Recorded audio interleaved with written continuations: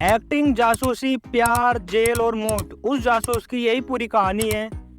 Acting के शौक ने उसे पाकिस्तान जाकर सबसे बड़ी एक्टिंग करने का मौका दिया। वहां उसको प्यार हुआ, घर बसाया और एक बेटे को भी जन्म दिया। इसके अलावा पाकिस्तान की सेना में भर्ती हुए और मेजर के पद तक भी गई।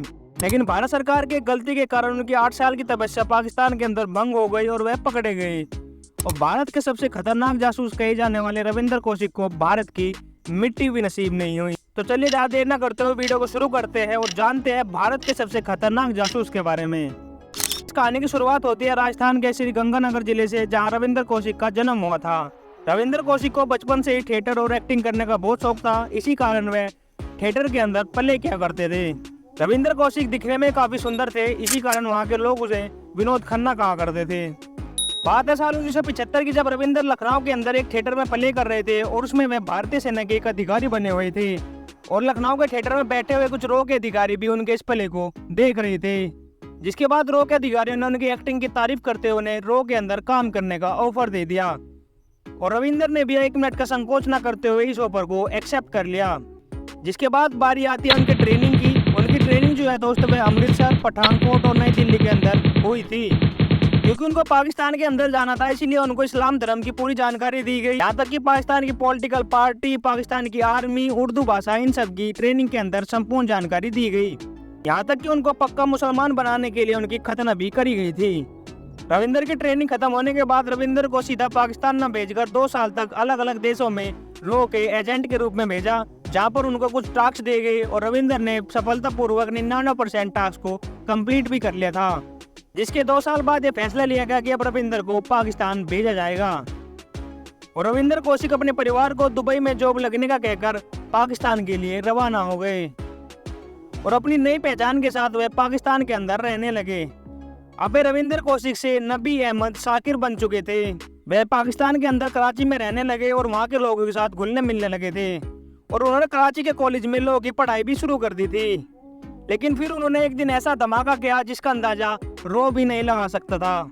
रविंदर को एक दिन पता चला कि पाकिस्तान सेना में भर्ती चल रही है और उन्होंने बिना कुछ सोचे समझे पाकिस्तान की सेना में भर्ती होने के लिए अप्लाई कर दिया और पाकिस्तान की आर्मी में सेलेक्ट भी हो गए। और धीरे धीरे वे पाकिस्तान सेना के अंदर मेजर के पद तक पहुंच गए।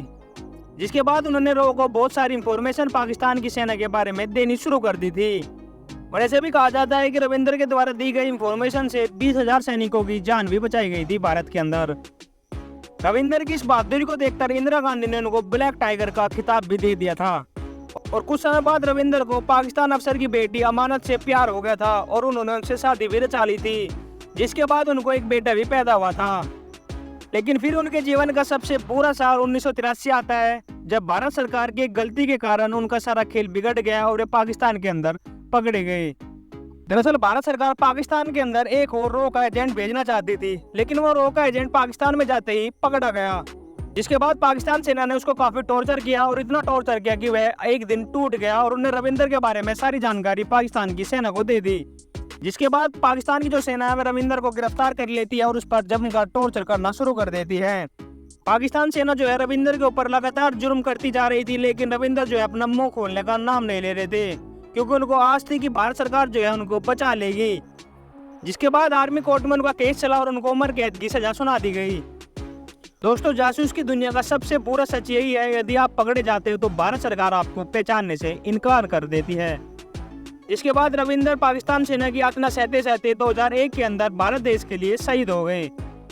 दोस्तों, ये वे रविंदर कौशिक थे जो भारत के सबसे खतरनाक जासूस माने जाते हैं। भारत के लिए जान देने के बाद भी इनको अपने देश की मट्टी तक नसीब नहीं हुई थी। बाकी दोस्तों, आपकी रविंदर कौशिक जी को लेकर क्या राय है, नीचे कमेंट बॉक्स में जरूर बताना। बाकी अगर आपको वीडियो अच्छी लगी तो वीडियो को लाइक करना, चैनल को सब्सक्राइब करना मत भूलना। फिर मिलते हैं एक नए वीडियो के साथ।